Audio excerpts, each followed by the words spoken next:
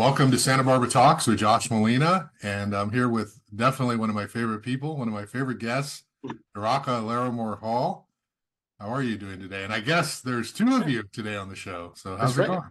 We have my nowadays my permanent co-guest, co-host for everything. This is Ada Maxine, and she is about to turn 6 months, coming up on 6 months. That's amazing. Wow, she is so cute. Let's start there, Daraka. Okay. I've known you a long time, and we have so much to talk about today. But let's talk about the most important thing, which is you're a dad. And what does this mean? What has this meant to you? Can you just talk a little bit about how your life has changed, being in this new stage of life for you? Yeah, I mean it's hard to uh it yeah, it's hard to encapsulate. I think anybody out there who's a parent knows that taking on this kind of responsibility, meeting a new human being, a changed dynamic in your marriage, changed dynamic to sleep, like everything.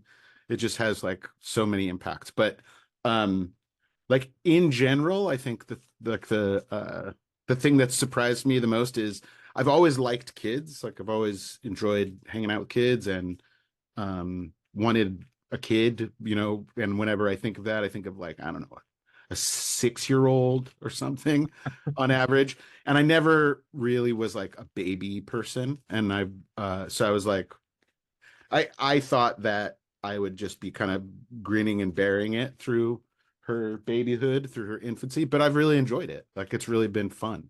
Yeah. And that's been a surprise, like a pleasant surprise. And yeah, I mean, it is a emotional roller coaster and an intellectual challenge and a just wonderful, joyous, fun, exhilarating thing all rolled into one. Again, I mean it's like sort of impossible to not sound like a cliche because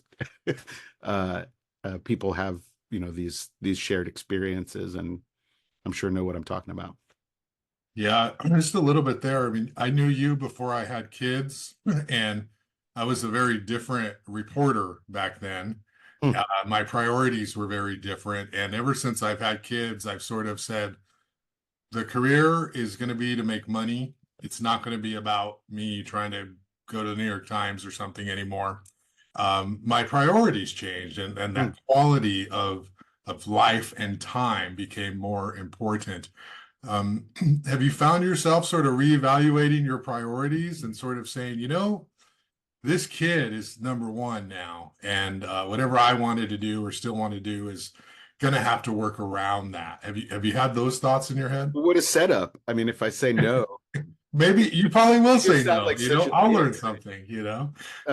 That's the thing about, anytime I've noticed, people from the time my partner was pregnant and people knew that and they knew we were expecting a kid and everything, it's an avalanche of projection or like people saying things to you, Yeah. from advice that's unsolicited to just ruminations and blah predictions and all these things. And like at this point, I kind of just like let it wash through me because there's so much of it and I know it's well-meaning and it's almost just like a cultural ritual, like being like, hey, how's it going? And you don't really expect a real answer to that question. You just say fine and you move on. So it's the same. Yeah. I'm with my baby out in the world, people are like, oh, that age, treasure it, don't, like, just like it goes so fast. And I'm like, yeah, cool. Because what do you do with that? You're like, Mhm. I know. Mhm. I'm in it, I'm living it, I'm enjoying it. But um, so a similar thing of like, I don't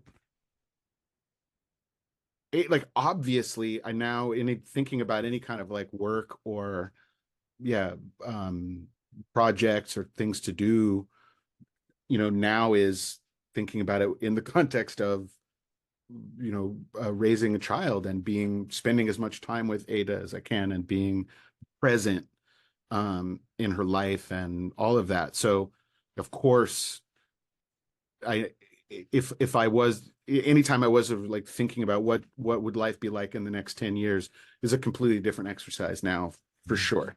But I wouldn't say at the same time that like my overarching life priorities have totally changed, or that I'm a different person, or any of those things. I'm the same person, but now I've got a little partner, like a little and someone I'm accountable to, like responsible for, and that's obviously just huge. Yeah, well, that's great. Well, I'm sure you're already a great dad. You're going to be a great dad. I can't even imagine how smart Ada is going to be being around you all the time and listening to you talk. She's going to have big shoes to fill for sure, but she's going to be her own person. So I'm really happy for you. I'm happy that you've entered this stage of life and you're going to have a whole new thing to focus on. Yeah, that's great. Yeah, it's wild. But like, as I said, the first word that comes to mind right now is just fun. It's just been fun.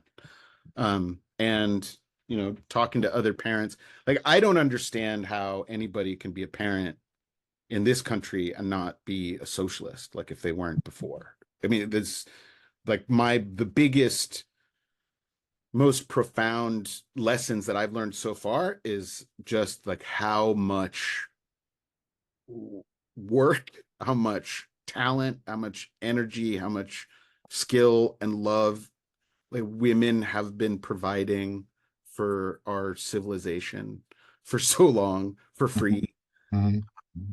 and unacknowledged and unsupported.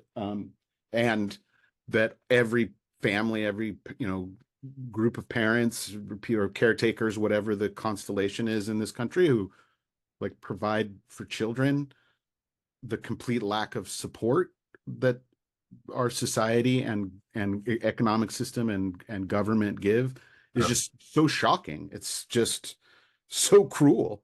And we've been so lucky that we've been able to have Ada's mother Hillary have 3 months or so of paid leave cobbled together in different ways, and then I've been, as a freelancer, able to take like a 6 month break from work, Mhm.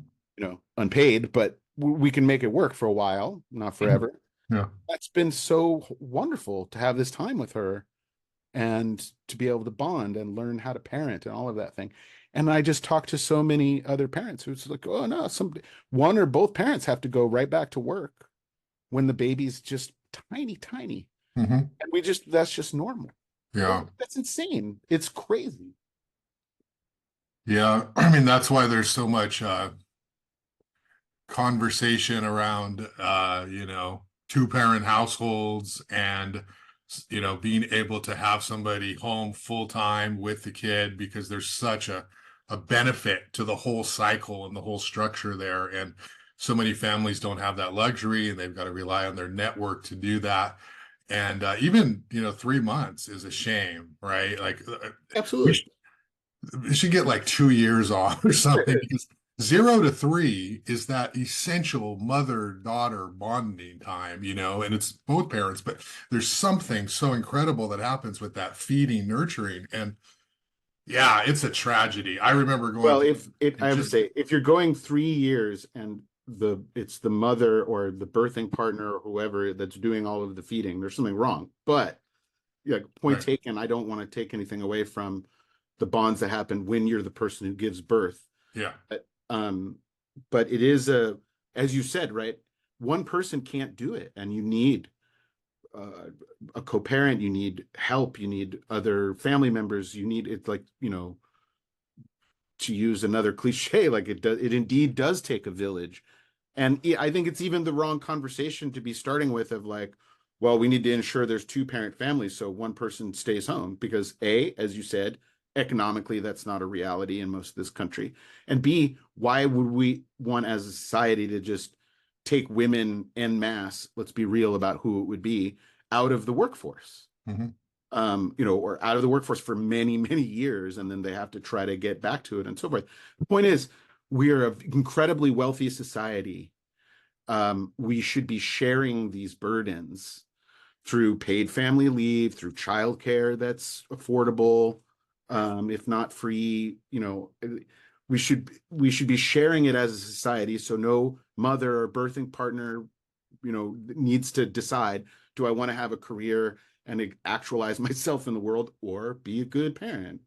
Like, that should never be the choice. And we can afford it. We have just like allowed, reactionaries to own this space of talking about families and the importance of supporting families, and that's a mistake. Because it's really clear, like, conservatives in this country, they care about fetuses. They care about, like, some of them are super obsessed even with, like, you know, um, zygotes and test tubes or whatever. And then they care about, like, who you have sex with and things like that. And, like, everything in between. You're just like, you're on your own. Yeah. Go make as many babies as you for God, but it's totally up. It's on you. Yeah. How are you going to pay for them? And, that has to be with how hard you work, right? How they're going to get to college. Well, yeah, I did it, so you should be able to do it, that kind of thing. Absolutely. I, Anyway, yeah, I would love to be a stay-at-home dad, and in fact, designed my whole life, as you know, around my kids, which hurts my journalism, and it's totally. like, I wish I could be full-time everything, but I can't, because who's going to be with my kids in these transitions, the mornings afterward? Like, if you're working jobs till 6, 5, 6, 7, or if you have two jobs, it's impossible, Oh yeah. and it's just so, everybody figures out their own way. And yeah, I think that's just such a tragedy that we tie, through, I guess, jobs and employers, how much time they give people off for. We have the law, but anything on top of that is up to the Well, but employer. the law, the laws that we have a little bit of paid leave in California that you, like, accrue through working at the same place, et cetera, right? So all kinds of people fall through the cracks there. And then, and it's, not like your full salary, et cetera. And then we have a large amount of unpaid leave that you can take and be protected against being fired. But then you're not paid. You're having to make it work on one income or half an income or whatever it is. Then, and that is so outside of the like global norm for wealthy countries, like, so outside. Yeah. Everyone else is like, well, no, people should take time to provide childcare for their children when they're, and bond with them and build relationships with them. Yeah.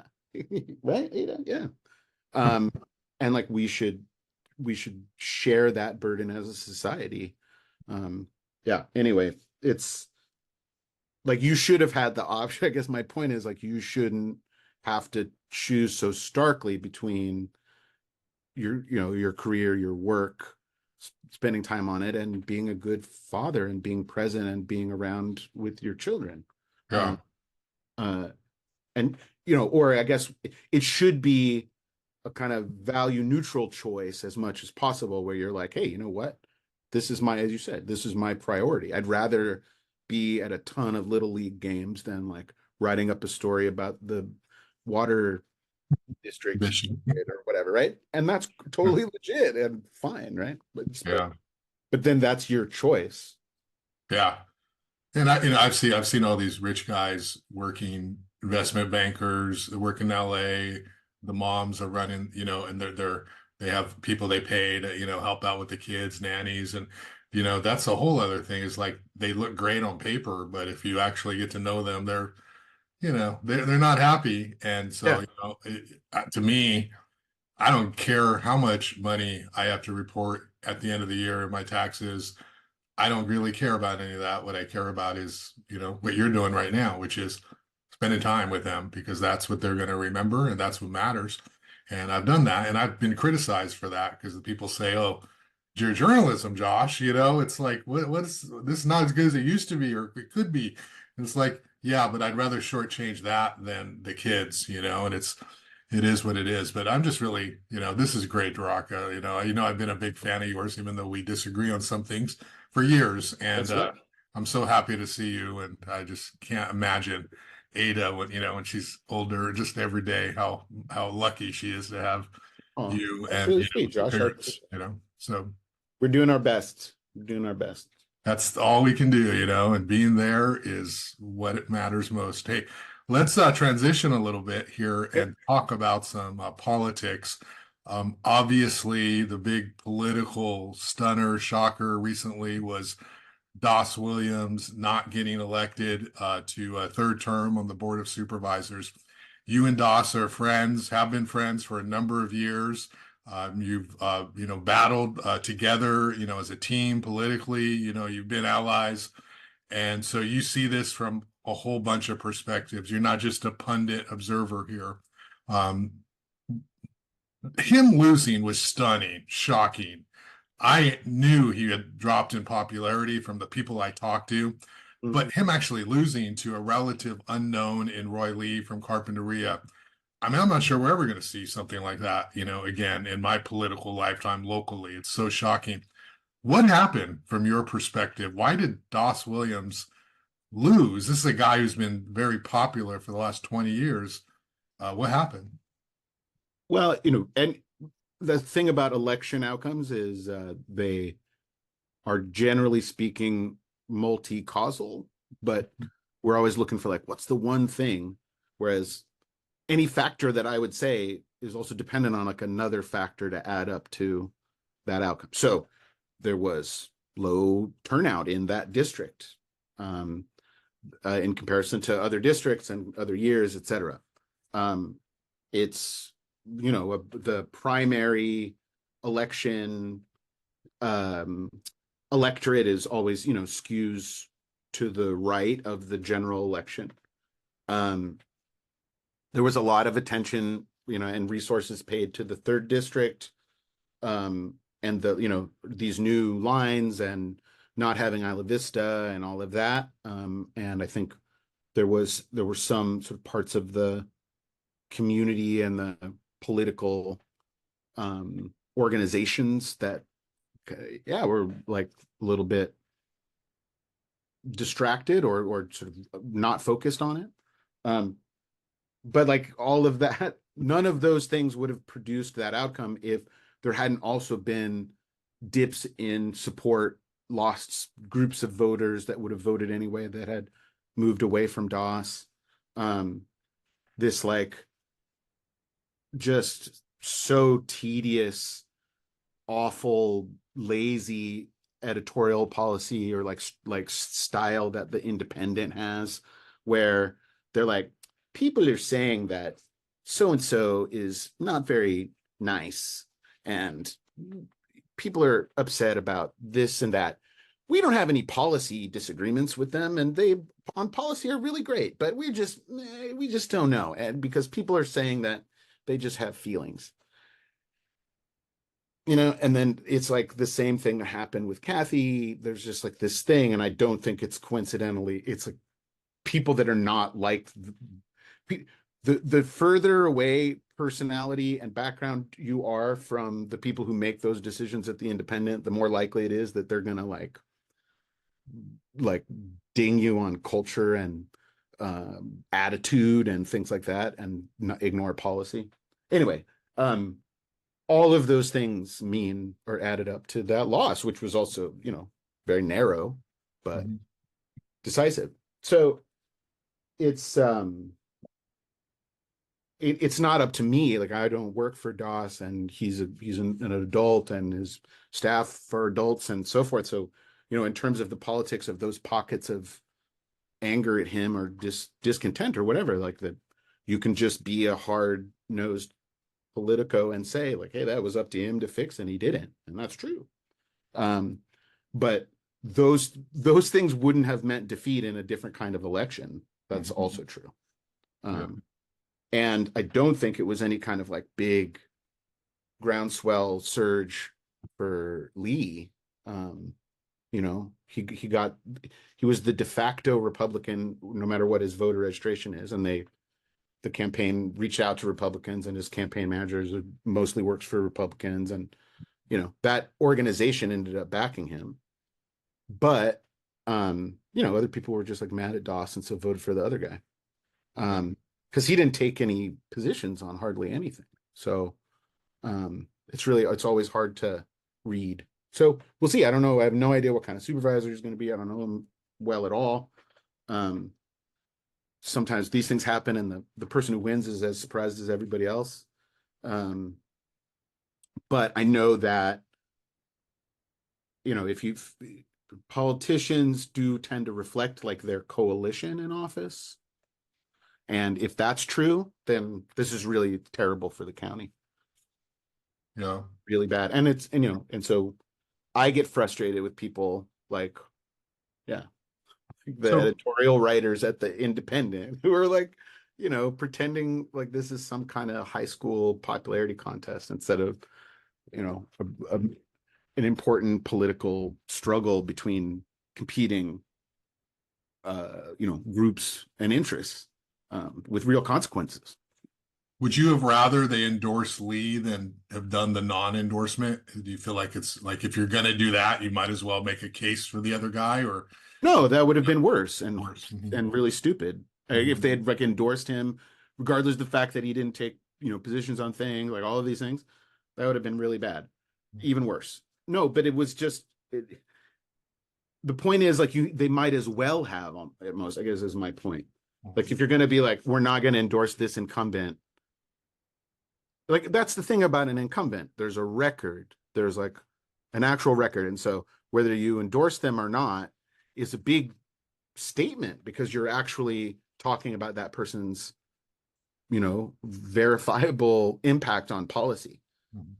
And then, and so to be like, hey, this is this person's record and what would be better, or as they put it in this like, mealy mouthed way, like, we don't know who would be better, like Doss with that voting record or this guy that's never held office before and blah blah blah. Like really, you really don't know what would be better for the county? Like, come on, I mean that's just not serious. So let me ask you this. Everything you said there makes sense, right, from a policy perspective, but so much of what happened with Doss, and I've talked to Doss about this many times on the record, off the record conversations. We can talk like that. You had the Democratic women, you had the Women's Political Committee, you had these pockets of feminists who basically. Whoa. Okay, hold on.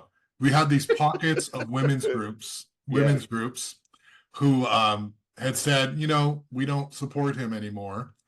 I know you're talking about policy, but those people have influence with the people who make endorsements.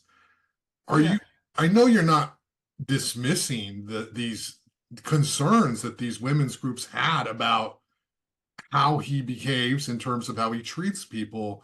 Is that just random, made up, or they have a reason why they didn't endorse him, right? Yeah, but come on, like this. Look at the people that we're talking about.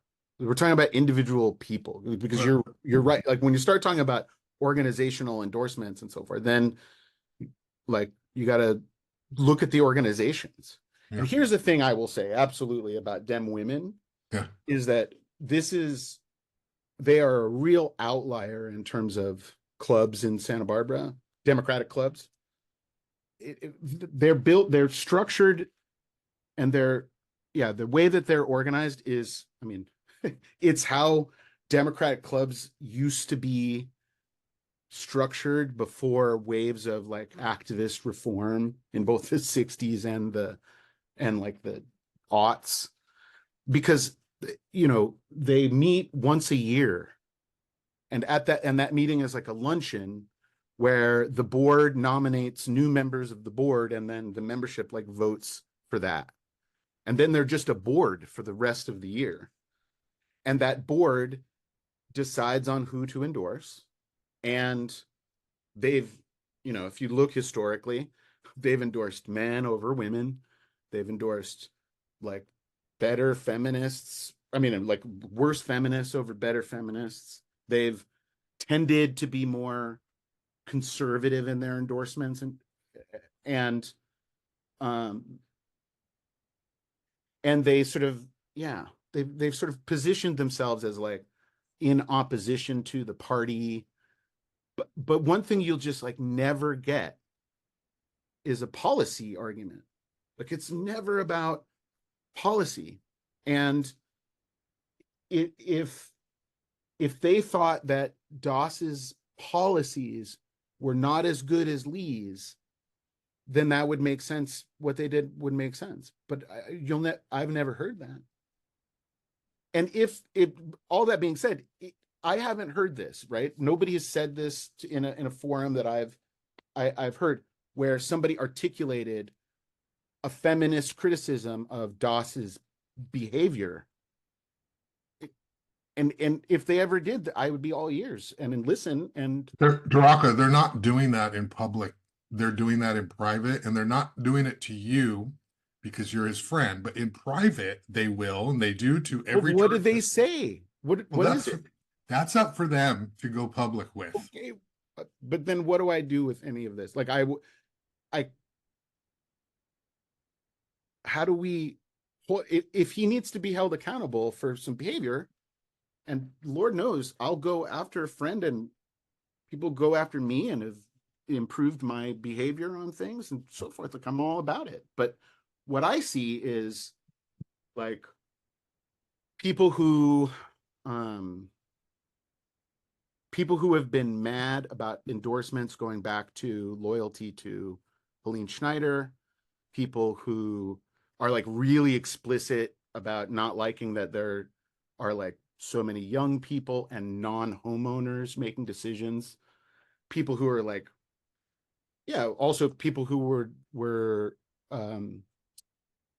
connected to or interested in support Laura Capps, who ran against, like I see politics. I just see political rivalries and so forth. I just see people doing politics, which is fine. They have a right to do that.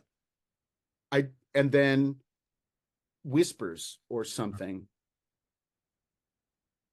And that's not serious. That's not grown-up politics. What about the cannabis issue? That's policy, and he lost, according to Melinda Burns' reporting, every precinct in Carpinteria. Is that a policy mistake that he made that came back to haunt him this time? I know he already won against Laura, but what would you say about that? What role did his cannabis role in taking donations and this perception that, he's working for these growers on the side, not working for them, but, taking contributions and then enacting policy based on it? What role did that play? I mean, that seems obvious that he took it. I don't know about whether there were policy mistakes so much, but he made policies, supported policies that people didn't like, and other, his opponents mobilized that opinion and people voted against him. I mean, that's fair. That's fair. Yeah. I mean, like, is everything that was said about him fair? I don't know. I'm not sure, but it's fair dues or whatever you'd say. Like, that's just politics. But like I know too much about them, like the how Dem Women operates politically and how the leaders of it operate politically, to just uncritically pass on whatever these vibes are or sort of whispers are or whatever. And they should say something. If there's a problem, they should say something. Are we talking about something that's like sensitive for there's somebody who's in a sensitive position or whatever? Because that's what it makes it sound like. If it's like, well, they don't want to come forward, then that sounds like there's somebody in a vulnerable situation or something. But it isn't that. Well, I mean, I think there was the situation with the woman, the Suzanne Keller, who was removed from the Montecito Planning Commission, and there was a feeling among some that if you complain, if you act up, there could be a future retribution, retaliation politically. Now, where's the concrete proof of that, right? You'd have to talk to them. But I just think that not to defend the Dem Women organization against what you said, but to acknowledge that they, I think they meet more than once a month. I think that they The do. board does. The Yeah. board does, but there's no membership that holds the board accountable in a regular way. They meet once a year. Do you not get the difference between that? Like and the board nominates more board members. Yeah. So it's a self-selecting board going back decades, and they're and they just do, whatever they want. And again, go back, like, you've got to, this is Josh, this is what pisses me off about how Please. local reporters handle the Democratic Party and its institutions. Is it's like this is easily researched to go and look at who has Democratic women endorsed, who is on their board, what positions have they taken before, and so forth, to have like some institutional context rather than like only paying attention when there's like a fight. Well, I mean, I guess the question, Daraka, though, is, I mean, they're people, they have feelings, they have views, they matter too.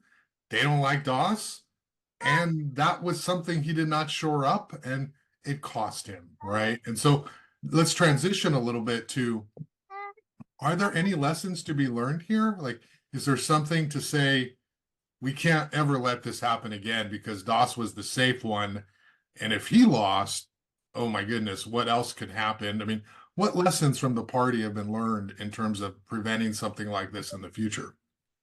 Well, I mean, there's no like monolithic central brain that's the party. So different people are going to take different people in the party community, you could say. Yeah. Leaders, other electeds, people on the board, activists, everybody will take sort of different lessons. So as a Doss supporter, as somebody who wishes that he would have won, like, I would focus on the things that we can control. So, not going into an election cycle assuming so hard that like one seat's safe and the other's a challenge would have been good. And I blame, like, I could have walked more, I could have knocked on more doors. I think spending more time on like coherent hey, sorry, what's up, messaging. Hey,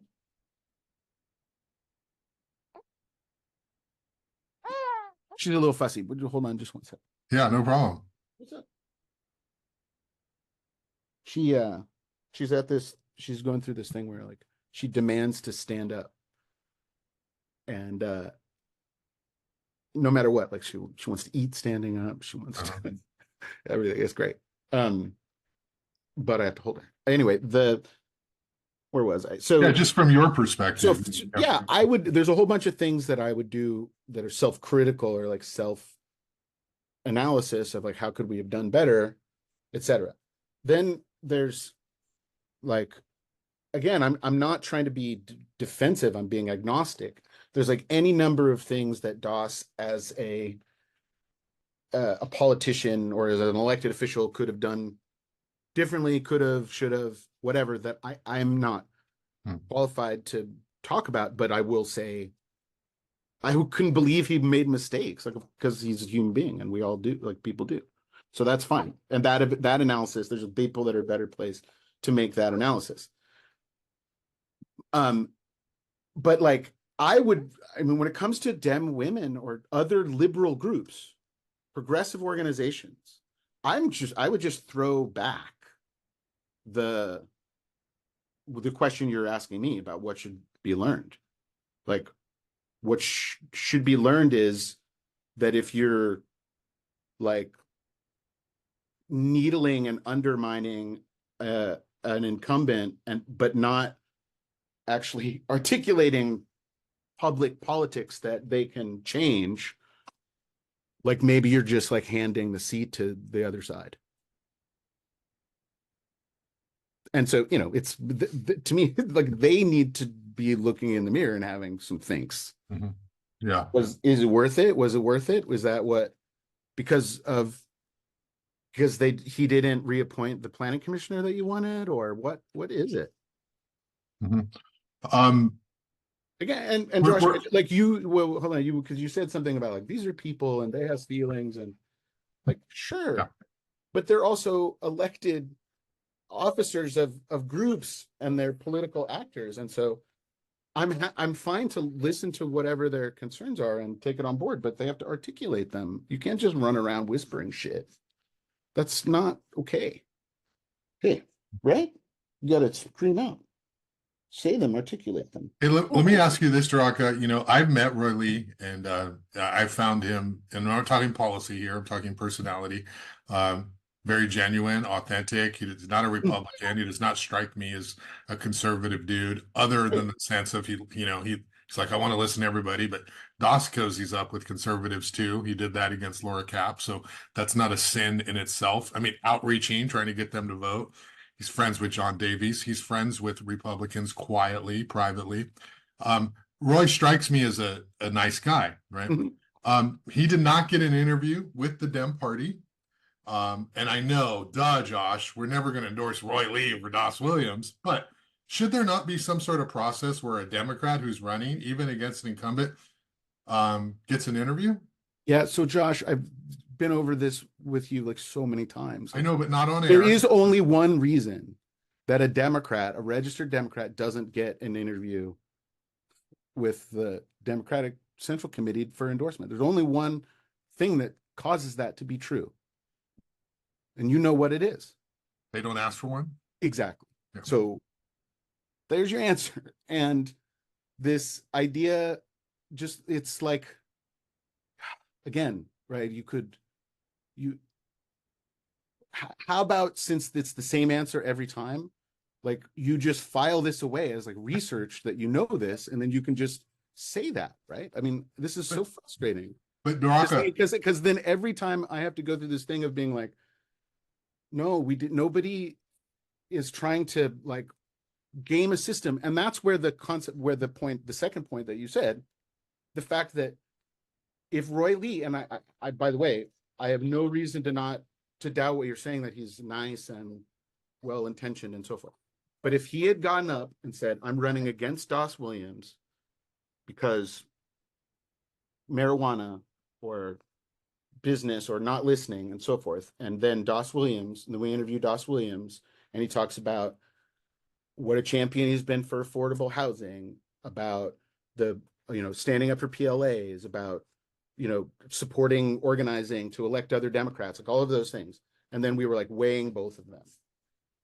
There's no question where it would have gone. So why would anyone go through the trouble of like rigging it by not giving him an interview? It would be great to have had an interview. We would have had him on the record on some things. Like just this talking point, because it is a talking point, because there's people who say this to you at every election and they run around saying the same thing, doesn't stand up to scrutiny. So we should drop it. It's so frustrating. It's the kind of reporting, right? Sorry, that makes people dumber instead of smart. yeah, take your time. Take your time.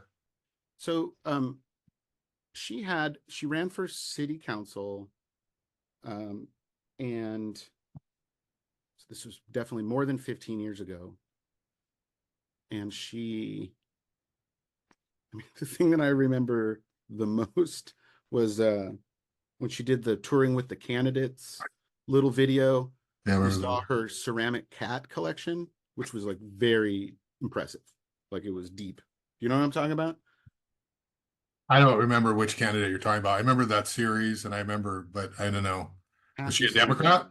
Yes, she was, and she had been on the Democratic Central Committee years before that, maybe even chair or something. Wasn't Diane Channing? No. No. Okay. No, this was a little bit before, like a cycle maybe or two before Diane Channing. Okay. Same time, same era. Okay. But the point is, that was a time where the Democratic Party board had a policy, or like not a policy, but like a practice, that it would wait until the close of filing for an election. And then everyone who was a registered Democrat, they'd call and invite to come and talk. And for like no good reason, whoever was in charge of doing that cycle, like forgot to, or like never got through to Kathy. This, I think that was her name, this one candidate or something. And she didn't get an interview. And that was one of the reasons, and it was a big deal, and she was really mad, and we apologized. We just like fell on our sword because we screwed up on our own process. But it was very influential in the conversations subsequently of like changing our practice and not waiting till the close of filing, and not like running after candidates to schedule them, to like beg them to come so we could maybe endorse them. And just, you know, being like, we're an endorsing organization. We do it in every election. We're active in the field. We put resources there. Anybody who reads local news knows that we're an active part of like local politics. And so it's really not, it's not a lot to ask when, as you're gearing up to run, if you want to run for office, that you would think to contact the organizations that endorse in the election. It's really only us that somehow have this expectation that we're supposed to run around and like beg people to come. I mean, nobody says that about the unions or environmental groups or the whatever, the chamber type organizations, whatever. So that's the thing, is that and Lee, he has a campaign manager who has managed other campaigns, including ones that were endorsed by the party and ones where he was like up against the party organization and knows it. And so there's no reason, except that he didn't want it, that he wouldn't have come and asked for the endorsement, and then he would have had all the same formal rights and so forth that Doss did. But like, my bet is would not have gotten the endorsement. You mentioned Wade Cooper, his campaign manager, and you mentioned earlier that he's also run Republican candidates. And I know Wade, as soon as he sees this, is going to send me a text message saying, I've never worked for a Republican candidate. But let's just get that out there. Is Wade never worked for a Republican? I don't know. I can imagine him telling me that. I don't know if he's ever worked for a Republican or not. I would doubt it, but who knows? Maybe. But I can just hear him saying, Josh, I've never worked for. But the point is, I know you don't like to focus on personalities, but to what degree do you think Wade could be a problem solver with the party, as opposed to being somebody who's kind of always clashing with the party? Do you have any thoughts on that? Do you see him as What do you mean? Well, I mean, I think the assumption here is Roy's campaign manager is Wade. He could have very easily gotten Roy an endorsement interview with the party. He could have very easily set that up. I mean, do you put some of this responsibility on him? You've mentioned this a couple of times. What is his? It's not that it's what I'm giving both he and his client the benefit of the doubt. Yeah. I know that what I'm saying is that he has a campaign manager that knows that how it works and that it happens. And so I assume that they wanted to run as like not the party, Democratic Party person. I mean, that's like a decision people make. And it's like, fine, we're grown-ups. Like, that's the decision they made. I'm giving them the benefit of the doubt that it was intentional because I know that he knows. And that's all I mean. I don't have anything against that guy. I don't know him that. I mean, I know him to see him, recognize him on the street. My point is simply that, like, there's this weird phantom scenario that just won't die. That there's this like ingenue, proto politician of greatness out there who, for some reason, doesn't know that you have to ask the Democratic Party to get endorsed for a race, and is overlooked, and is really awesome and better than the person we endorsed. And I just, that's not a thing. Yeah. Last thing, and then I want to move on to something related to you, is what's the future for Doss? I've talked to him about this. Can he come back? You're his friend too. Would you sit him in a room and say, here's the architecture for how to return, or is he done? Dude, me, you, and Doss we should like spend an hour together so I can demystify like this relationship. I don't know. It's just like, no, we're not. I wouldn't sit him in a room. I mean, I don't know. It's just funny Maybe that, you should, Daraka. I I mean, mean, maybe he wouldn't have lost if you sat him in a room and had a heart to heart with him. that's sweet, but I don't. I mean, the it's just funny to be put in a position like because we disagree about things all the time. I mean, we're both like human grown-ups, so we're not like a weird. The only like weird dual ride or die like dyad that I've ever seen in Santa Barbara politics was Helene and Jeremy. Everybody else that people think of are like that, are just like regular, like humans that think for themselves and so forth. Anyway, point is, future for Doss. I don't know. I don't know. I can't speak for him. I wouldn't. I think that he likes public service. I don't think he's like ruling it out ever again. But I think he does seem, and I think he said this, so I don't feel like publicly, I don't feel out of school saying that, like, I think he wants to kind of reap some of the dividends, the good side, the silver lining of losing, of like being able to focus on other things. I mean, apropos to what we were saying before about family. Hey, Yeah. but also, like thinking about approaching policy and politics from in a different role or from a different place. So I don't know. We'll see. I mean, I think it'll be fun.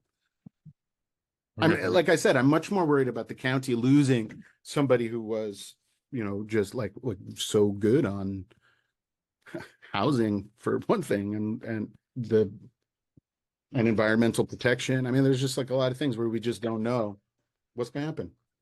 Maybe you should get with Roy Lee and talk to him. I mean, isn't there opportunity here? Like, hey, you're a Democrat. Yeah, people are going to do that. I don't know. I mean, I'm not like the guy to do that at this point. But I mean, if he called me up and said, let's get coffee, of course I would.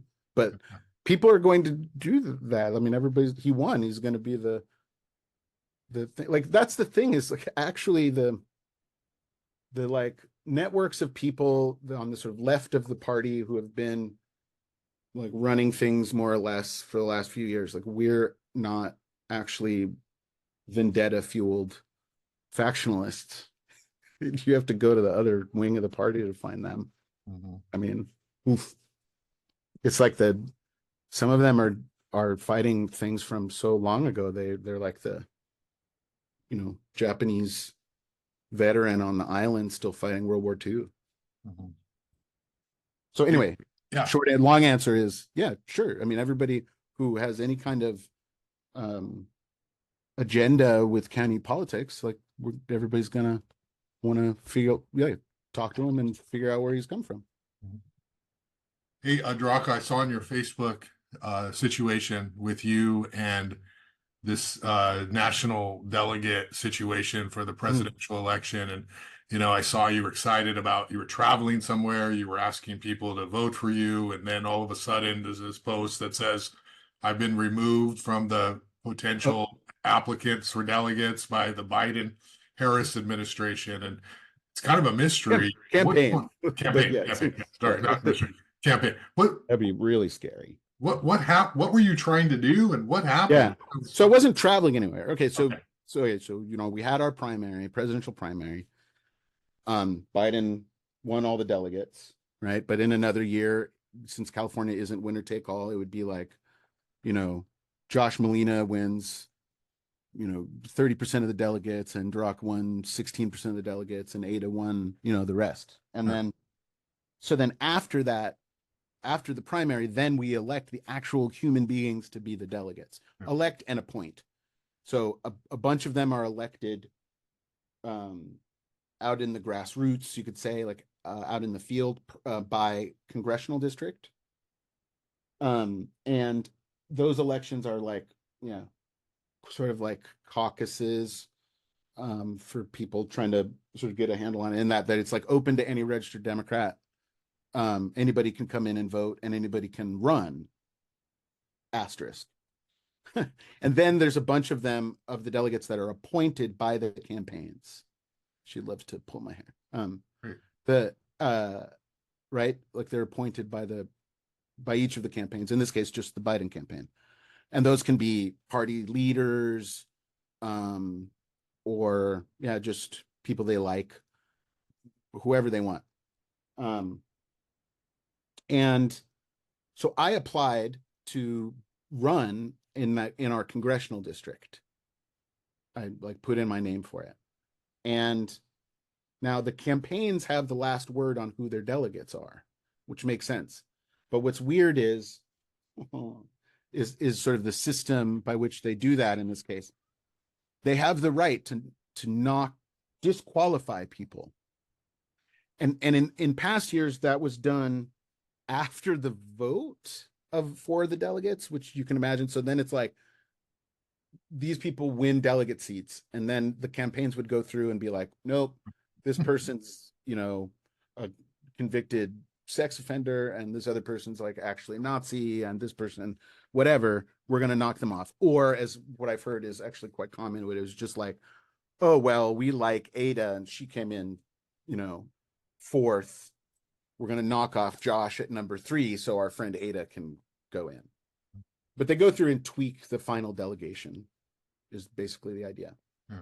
But this time they've changed it. The rules are that, or the procedure, I should say, was that they did it ahead of time. Before we elected delegates, they did it to the ballots. Like, they knocked people off ballots. So they've knocked out an unknown number of people throughout California from this. And I don't know why, honestly. Like, I don't have an answer. I don't fully have an answer, really, to start with, of like who did it. So the authority that did it, like under whose authority, is the Biden campaign. It's Biden-Harris 2024. They don't have any staff in California. There's a sort of prominent California operative who's working for them in Washington, but they're the ones who made the decision. Now, the state party facilitates this process, helps this process along. And they're the ones who communicated to those of us who were nixed, that we were nixed. Mm-hmm. But they don't take responsibility for it, right? You can probably guess where I'm going here. Yeah. There's like Kafka-esque nonsense that happens. So the state party is like, hey, this was the Biden-Harris campaign's decision. We had nothing to do with it. But there's no one at the Biden-Harris campaign who's like, yeah, we were in charge of doing this. And they won't tell us. So I'm trying to use my sleuthy skills to figure it out, but because it is, to me, fine. It's okay for the campaigns to have this authority, but it's got to have some transparency and accountability. Yeah. Otherwise they could, maybe they just knocked off everybody with big hair, or in other campaigns, I don't think this happened, but other circumstances, right? You could just be like, all the black people, yeah, don't want them. So in terms of the politics of it, why was I nixed? I've been a delegate to 2 national conventions. I'm a former county party chair and a former state party vice chair. I'm a registered Democrat. I voted for Joe Biden in the primary. All of those things. So why was I disqualified? And my guess is, so if the decision was actually made functionally by state party staff or leadership, there's I'm there. I'm a thorn in their side. I'm opposed no to chance. them. Yeah. There's no love lost there. So just strictly out of petty, factionalism or whatever, they could have knocked me off. Just he doesn't get to go. Fuck him. Yeah. That's totally possible. Then but if it really was the Biden administration or the Biden campaign, and you got me doing it, then Probably it has something to do with Gaza and Israel Palestine, would be my guess. They've scoured your social media, you think? So, I mean, the other Maybe. maybe it's a lot of that's a lot of work, and they might have done that. When it's kind of more competitive, like in 2016, um, all the campaigns definitely did that because they were, the Bernie campaign did that. They didn't want anybody embarrassing going, and also like people could infiltrate and just be assholes. Like, so anyway, so it's possible that they, yeah, looked at my social media, something, but I don't like what would they have found in my social media that should disqualify me? I mean, my opinions on the Israel Gaza stuff and all of it are like well within like a global left mainstream. I don't know. I'm Yeah. not, there's no reason to think I'm gonna cause problems. Yeah. But Do you feel it's good? but um, there's gonna be some delegates there who are elected on the uncommitted slates. Specifically, as criticism of the Biden administration's handling of the issue. There's definitely going to be lots of demonstrations. It's in a city with a large Palestinian community. So, they want to minimize trouble, but of course, um, freezing debate and trying to enforce false unity on a thing never works the way they think it's going to work. So, anyway, so it's curious. It's very interesting. If you had to pick a reason, do you think it's more the state party stuff that you were involved with a few years ago, as opposed to this, or a petty retaliation versus this guy might be, trouble on an issue we don't want to really address? If I had to bet, I'd say it was both. Mhm. Like in a way, my guess is that this was a collaborative process between state party leaders and people representing the Biden campaign, probably also from California, with everybody having sort of plausible deniability and just being like, it happened in the ether. And that they're people that would love to just, needle me and then like this is a convenient rubric to do that under. Oh, well, he thinks Palestinians are human beings and shouldn't be shredded to death from above. He's dangerous. But anyway, it's frustrating. It's very frustrating to think of just like having little petty enemies around that are just like making my life less interesting and convenient. Why did you even want that? You've done it before. Why was it important to you to do this in 2024? I mean, because I'm I will always be a student of the grassroots of the Democratic Party, and there's very few opportunities to get some windows into it all at once. And I say some windows, like there's lots of things about the convention that it's just a television show. It's the Oscars, like for 3 nights or 4 nights or whatever. And then, but it's still like a little quarter of a city totally taken over by people who are involved in democratic politics in some way. And all of my favorite times at these things in the past have just been talking with people, finding out what's going on in Nebraska, what's going on in New Jersey, and I mean, even around California, because there's a big delegation. Yeah. So, and I have family in Illinois, so I was going to combine it with visiting them.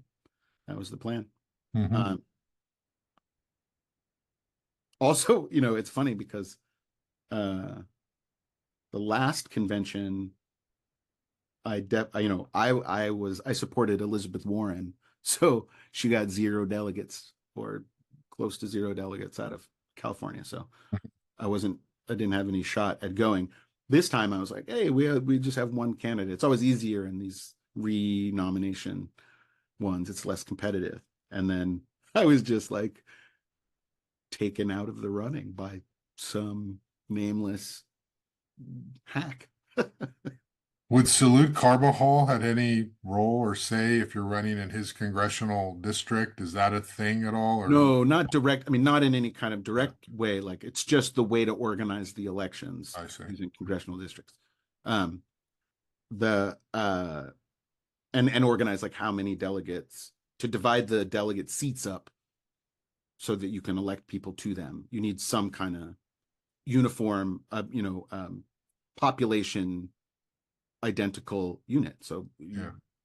uh, Congress makes the most sense. Anyway, the no, uh, there's no direct thing, but I certainly have reached out to him and asked him to like, Ask. keep an ear out, keep his head on a swivel, like what's going on. And if I could figure out who in the Biden campaign like was actually responsible, if somebody who's gonna, be a fucking grown up about this, then I would, pass that name along to people who might have some relationship or, way to contact me. Like I just want accountability. I want someone to like tell me to my face, so to speak, Hmm. we disqualified you from being a delegate to the national convention of your party because X. Yeah. I just want to know Yeah. Maybe, maybe you'll find out now. Maybe someone will see this. that. All right. I mean, Hey, yeah, I want to wrap up. I appreciate you sharing this time with me and, with Ada and, doing data to sleep. everything you would be doing if we weren't on camera, doing it here, So thank you. But I want to talk to you about the state of the media. You and I, of course, have had many conversations about this dating more than 20 years, and I still use the story I wrote about you in one of my classes. As you were the young activist in front of City Hall calling for a living wage. And I love that story. It was the first time we were able to sort of meet, and you were always very supportive of me back in the news press days. And so I do have a comfortability with you, and I do allow you to talk to me about media stuff in a way that I may not allow others, or I may get more upset about because I have a lot of respect for your views. So, with that entree, let's talk about the state of the media. Nationally, locally, there was this big uh, hubbub this week because this journalist for NPR, Uri Berliner, had written this piece basically saying that NPR had lost its viewpoint diversity and that I think his words were woke progressives He had didn't use the word in that word in woke. his article, but Okay. It may it's have been in the summary head or even implied it. So, of course, so yes, and it absolutely. had crept into and took over sort of control of what NPR was reporting. And he wrote this for the Free Press, and then he was suspended. As we're talking today, he resigned today. Hmm. All of the Republicans said, look, we told you NPR has been biased for years. Now this is the official acknowledgement of this. They were threatening to pull funding. What's your take on this situation? And then let's Yeah. kind of talk about local media. But I mean, what do you think of this? So I think it's a really interesting case study, like a case, and I hope that people in media in particular, but also just people interested in the health of like American news and information media and so forth, like pay actually close attention and not just read the headlines because um so his article itself has been, I don't know if you've read any of the responses from his colleagues, but it's very typical of these kinds of like political correctness gone mad, woke gone mad arguments, that it's just factually a fucking mess. Like it's so inaccurate. Everything from his claims about the voter registration of editors at NPR, totally wrong.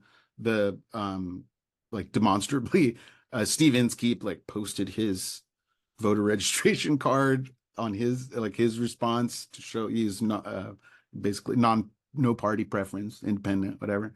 Um, the this like horrible argument that he makes that's like after the George Floyd murder in 2020, that's when NPR got, captured by this and made this decision. Instead of asking the question if there's structural racism in America, they assumed that there was, and then did all these things. And then 3 paragraphs later, he's like, our listenership is majority white. We haven't broadened into minority communities at all. We're not diverse at all. So obviously all those things that were done after the Floyd murder, are ineffective. It's 3 years that and if you read things written by people of color that work at NPR, they're like, yeah, it was a mess. Like, it's not great. Like, some of these things were tokenistic. Some of them didn't work. Like, it's hard, but like, at least the organization like recognized these things were a problem because of the George Floyd stuff. And then we've been muddling through and like trying to do better, and nobody's figured it out. And so they have this guy be like, yeah, just like a guy, in the economics finance editor, to just like be like, this failed throughout the organization. I mean, everybody's response has just been like, bro, you just don't know what was happening. And then, I think he was totally inaccurate about like how NPR treated Trump. If anything, they were really bending over backwards to be fair and balanced until fairly recently. And that's pretty well documented. But yeah, what else? I mean, I've read several responses that just sort of like went through the facts. And then even in his responses to the responses, he's admitted like that a bunch of the things that he claimed were not well researched or verified, but it just has this general overall feeling. And that's the big irony, is that he's accusing NPR of having this meta narrative and then doing bad journalism restricted by that narrative or all to fuel that narrative. But that's like exactly what he did in his article. Was like, I'm mad, things are too woke, blah, blah, blah. And then let me tell all these stories that justify that. But what's been really interesting is like a lot of his colleagues are like, even with all of that, have been very generous to him and like, hey, but he has a couple points here, or maybe he just didn't think of it this way. Like, I've been very impressed with people not taking the bait in a way that they could and just be like, this white racist piece of shit, rah. I would definitely recommend, if people read that essay, to read like Steve Inskeep's response, and what's her name? Alexandra. Well, she used to also be at Morning Edition, and then she was at Code Switch. Anyway, maybe I'll send it to you. You could put it in the show notes. Anyway, there's some very thoughtful responses. I guess my takeaway is like, I read it as a sort of a guy being very naive about what's happening in the United States right now, and like what's happening to journalism and what's happening in government and so forth, and having some frustration, some legitimate, some I think just grumpy, like white dude insecurities, some smart, some not, but whatever. He has these feelings, and then just being like not understanding that in fact there is a massive threat to journalism and to democracy, and it's not coming from both sides, and it's not polarization, and it's not wokery, it's from the right. And this is encapsulated in his essay. He says, he's like, these are all my criticisms of NPR, not enough diversity of viewpoints, blah, blah, blah. But let me be very clear, it shouldn't be defunded. NPR is great. It should keep its funding. It's really important. His diatribe, his suspension, and now his resignation are already and will continue to be, as you said, the number one talking point for people pushing to defund NPR, PBS, everything.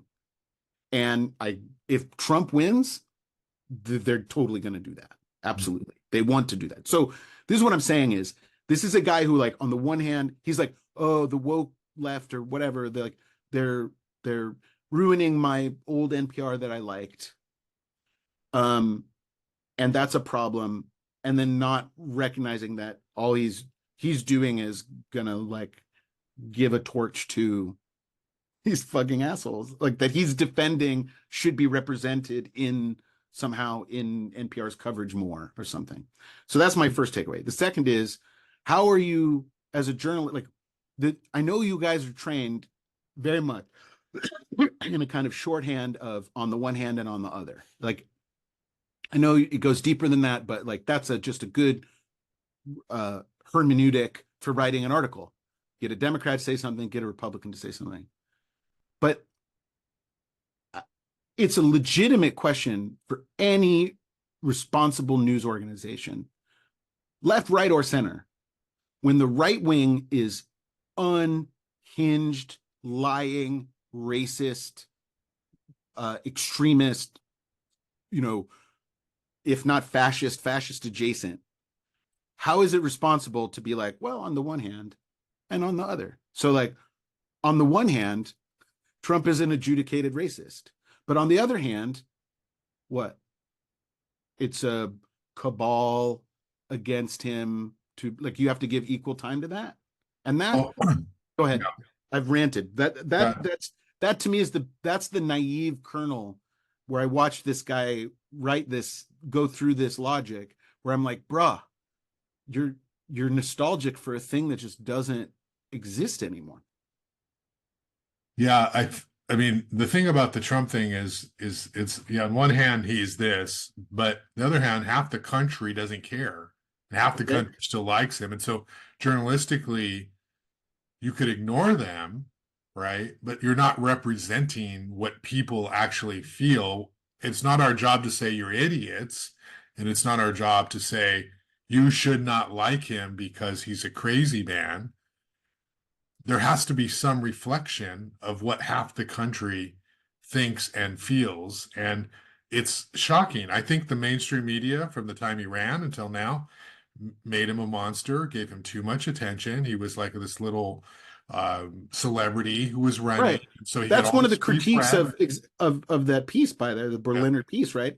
Is that actually, when you look at the mainstream media, including NPR, like, it was years of not taking him seriously. Then it was like, oh, and this is, by the way, where I agree with him is on the Russia stuff. Oh, there's a simplistic explanation for Trump, which is like Russian interference, and it was never that simple, etc. So I mean, yeah, you're right. Like, he's a Frankenstein monster and part of the media is doing. So then what? Well, we are where we're at. He is who he is. But I mean, you have to have family, Daraka, who like Trump. Yeah, I do. A few, but yeah, I mean, it's a few, right? And so these people, if you factor out that they like Trump, they're good people, they're nice people, they go about their world, they like you, that whole movement deserves attention, even if they're wrong, even if we think they're wrong. But who's arguing to ignore them? You just burn down the straw man of ignore that. And I never said that. That would be stupid. Well, what do you want? What do you want them to just call? You want to call Trump out and say he's a, adjudicated racist, and then on the other hand, just leave it at that and don't talk to other people. But I think every time, but I think not mentioning, I think that it's like precisely the things that Berliner seems mad about, or some of the things, because he's not very specific, is another thing. Like, he doesn't give a lot of examples, but he says in his essay that, like, it's clear NPR is against Trump, and that is, like, comes out, and I think he's lazy in terms of explaining when that happened. He makes it sound as if it was like from the time he was a nominee or something, and that's not true. But I would agree that at this point, if you read NPR, if you read CNN, if you read MSNBC, if you read The Economist, if you read The Guardian, if you read many, many newspapers, I think without being biased in the way that Fox is, without being super pedantic or just like reporting news and not like going out of their way to give credence to stupid bad arguments. Like just by doing that, those papers are all anti-Trump. But like that's good. Trump is a threat to American democracy. Like Yeah, no, I don't it agree. would be irresponsible to report on Trump and say, okay, so Donald Trump says that immigrants are poisoning the blood of America. And here to debate that, we're going to have someone arguing that immigrants are poisoning the blood of America Yeah. and an immigrant. Well, the conservative outlets will do that, but these other stations don't. So we should be holding Trump accountable. We should be seeing him as a threat to democracy, and many news outlets are doing that. Good. But that's the problem. We got the Daily Wire, we have Fox, and we have these outlets that are very much like, immigrants are what's wrong with this country, when we know that's not true. That's nonsense. And, if you didn't have immigrants doing these jobs, no one would do these jobs. It isn't as though there'd all be all these people who are doing these jobs.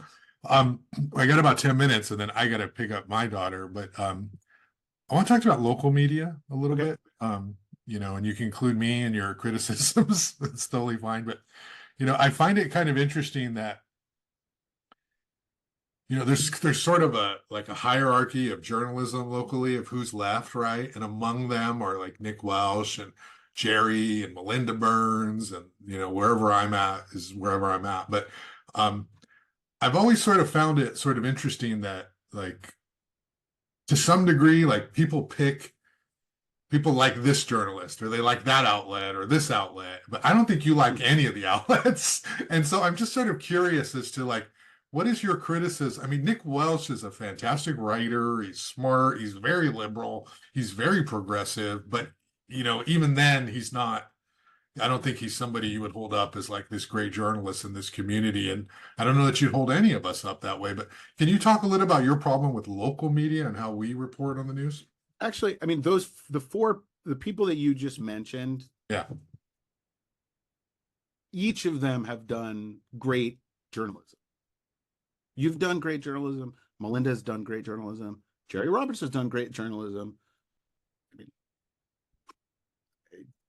centuries ago, seems like, and Nick has as well. I mean, great stuff in terms of reporting, but also like, great writing, interesting ideas, all of those things. So it's almost like with those four, when I have disagreements, I'm like disappointed. There's other folks that I'm just like, yeah, whatever. It's just is what it is. But my problem, I have a problem with a bias that I think journalists have, like an operational set of assumptions that just don't fit today's social reality, political reality. And it's what we were just talking about, is like, when you have these like skepticism of partisanship, skepticism of like organization, wanting to turn everything into individual stories, a sort of on the one hand, on the other, like, oh, the right and left. I mean, this is Jerry's huge problem, right? Is like the right and left are both extreme, and so the truth is somewhere in the middle. All those are all like habits of mind that have persisted in journalism, even among journalists who are like, I'm left wing, or I'm liberal, or I'm conservative, or whatever. It's just like these habits that I think, with fascism on the rise, with climate change like destroying the planet, with like every marker of social inequality increasing constantly, right? When in a world where back in 2020, supposedly because of one police murder, wokery took over and now it's out of control and we've got to roll it back. Like, there's this narrative. And yet, guess what? Police shootings, deadly police shootings are up, even as crime is falling. So we didn't fix we didn't make Black Lives Matter. We talked about it for a little while. There were like a few initiatives. People started to talk about it, and then it was fucking too much, and it's wokery, and we got to shut it down. And that kind of balance sort of mentality is embedded in journalistic logic, and it gets, and so that's always my problem, is when I see people being like, not understanding that, sometimes one side's wrong. And right now, at this point in history, the right wing in the United States is very, very wrong about a great many things.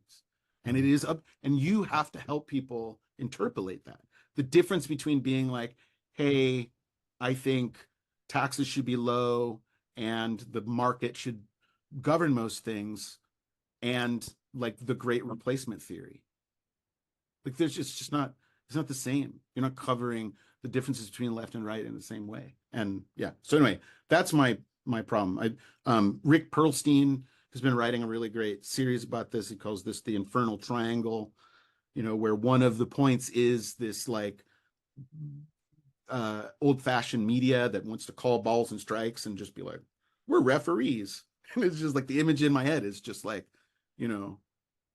Jerry, sitting and penning his critique of how extremist the woke left is, like, in a fucking camp surrounded by razor wire, where we're all being fucking deported.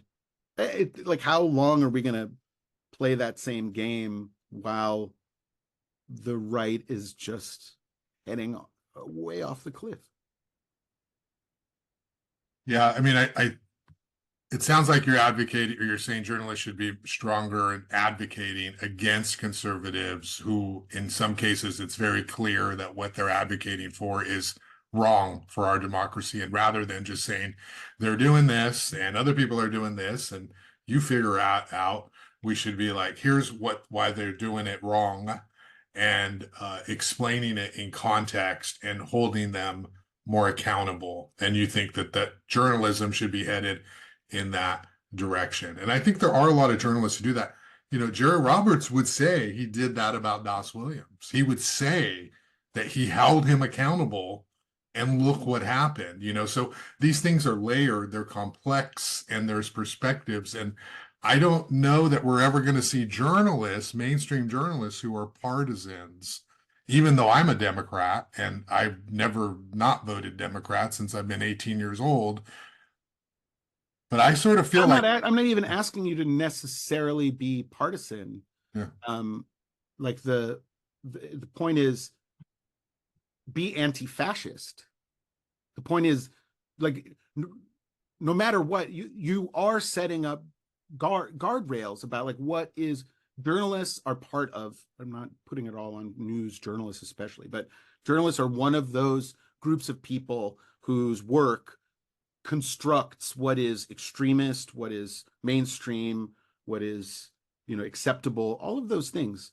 You're part of that. And when this like mantra that somehow the problem in America is polarization and extremism on both sides, saying that is untrue and dangerous, and it just helps the right. It just pulls the whole thing, the whole discussion, the whole like worldview to the right. If you're like, there is no Democrat in the House of Representatives who is our Marjorie Taylor Greene. There just isn't.